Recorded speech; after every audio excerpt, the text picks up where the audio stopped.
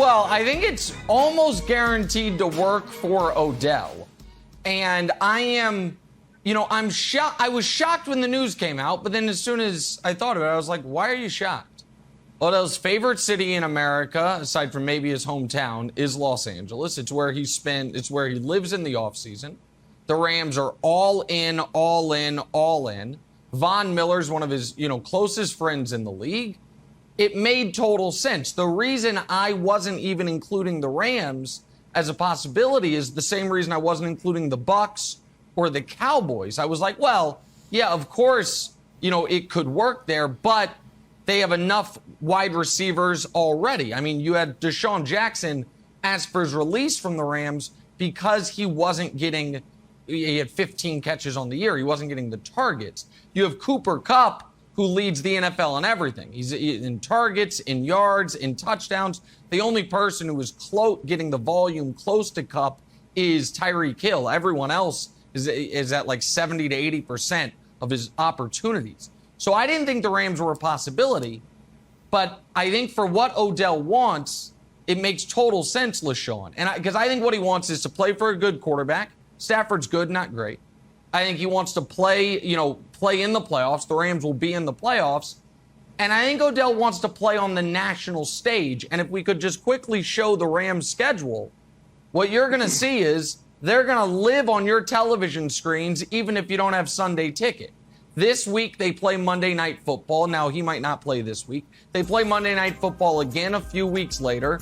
And then if you look at Week 12 Green Bay, that's the Fox game of the week. That will be the most watched game all week.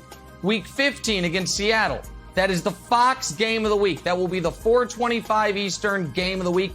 Week 17 against Baltimore, again, the Fox game of the week. So Odell's going to have all the eyeballs on him. He's going to be in the playoffs, and he's going to get at least some targets. So, no, I think it will work. I was surprised by it, but I shouldn't have been, LeSean. Yeah. I think it will work. Now, nothing's guaranteed. I will say that. Nothing's guaranteed in the NFL. But I think it'll work for a simple fact that Sean McVay, he shouldn't have mentioned to the team that he's all the way locked in. All the chips are on the table. I think with Cooper Kupp, Robert Woods, them guys, they want to share the load. They always talk about how they're not selfish. They want the next man to do well.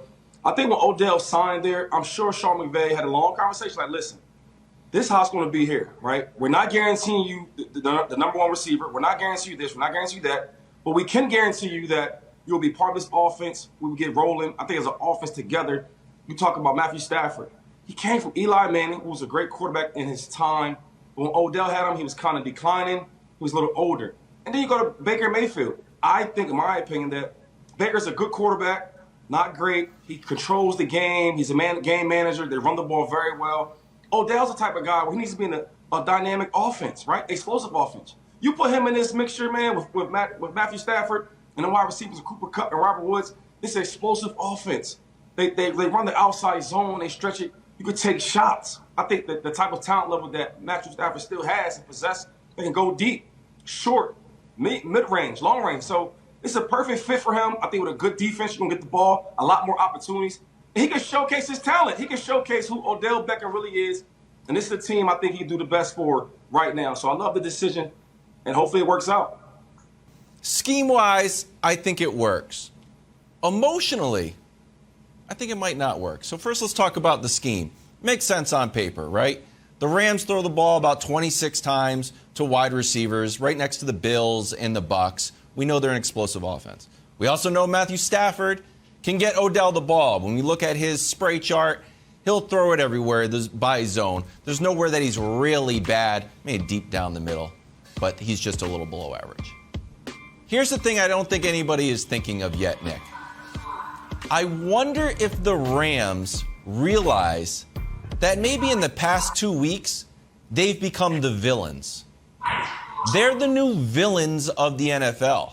So I wonder if there's going to be an emotional toll on the Rams. Like, hold on, now we've got a target on our back that everyone is gunning for us. Not only are teams wanting to get over on us, but the fans are going to want to get over us. And I think the national media is going to start to sort of push back against the Rams. You buy that theory? To be totally honest, Wilds, I don't buy it much at all, and here's why. First of all, your premise, lovable Mac Jones is the dirtiest quarterback in the league. Oh, come on. We just saw him do the gator roll and leg sweep. Right, there you go. I mean, when did that become lovable? I mean, you got to do right. an organization that's known for cheating and a quarterback that's known for dirty plays. Safe so for I don't know about that. The Chiefs have been humbled. Let's pump the brakes on that. So your premises, I think, were faulty a bit. No, but first of all, when you were premise is talking about the immaculate. Rams being the villain, let me tweak it a bit. I do think that if the Rams don't at least make the Super Bowl, they will be looked at as a failure this season, and there will be some schadenfreude, from the national public, football fans, maybe the media as well. And LeSean, I want the audience to understand how incredibly difficult the Rams' path to the Super Bowl is going to be if they don't catch Arizona and win this division. Right now, you're like, oh, the Rams, they've been awesome. They only have 2 losses. Yeah, but they're in second in the division. So, if the playoffs started today, first round of the playoffs for the Rams, they're at Dallas. Second round of the playoffs for the Rams, if they win at Dallas, they're at the Cardinals. And the conference championship game, if they were to win that game, they're at one of those 2 teams, again, if the bracket were to hold. If they don't win the division, LeSean, not only will they be on the road every game of the playoffs, I think they would be Vegas underdogs in every single game listed. So the Rams, we showed the schedule earlier, very difficult schedule. The Cardinals are playing great football, just won a game without Kyler Murray. You've got to look at the Rams and say, they're all in, but is it possible they go one and done in the playoffs? Absolutely. If they're on the road against Tampa, Green Bay, or Dallas in round 1, they will be underdogs in the first round of the playoffs. And if this team trading for Bonds, signing Odell, doing everything they do, no first-round picks, now next year no second-round pick, if they don't win a playoff game, which is absolutely not only on the board, it's probably right now the likely outcome, people will look at this as, well, what the hell was all that for? So in that regard, I do buy what Wilds is selling a bit. Well, it seems like you're looking at the worst scenario. I don't say it like that. I think in the NFC, it's a lot of great competition, a lot of good teams. So the same way while it will be issues for the Rams, it will be the same for the Bucs, for the Arizona Cardinals, for the Dallas Cowboys. Anybody can be beat.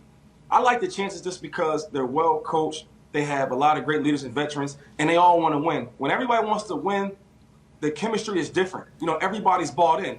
Like if Odell had issues in New York or Odell had issues with the Browns, it's different with the Rams because we have a lot of great players just like you, and we all want to buy in. And I'm betting on that team to, gather together with the vets, superstars, and potentially go on the road and get some wins. So it's not over yet. It's still early in the season. It's not over yet. We got a couple more games to lock up that number 1 seed. For sure. So you never know. Thanks for watching. Subscribe here to get the latest from the show. Also, be sure to check out more of the best clips from First Things First, or go watch a few segments from our other shows on FS1.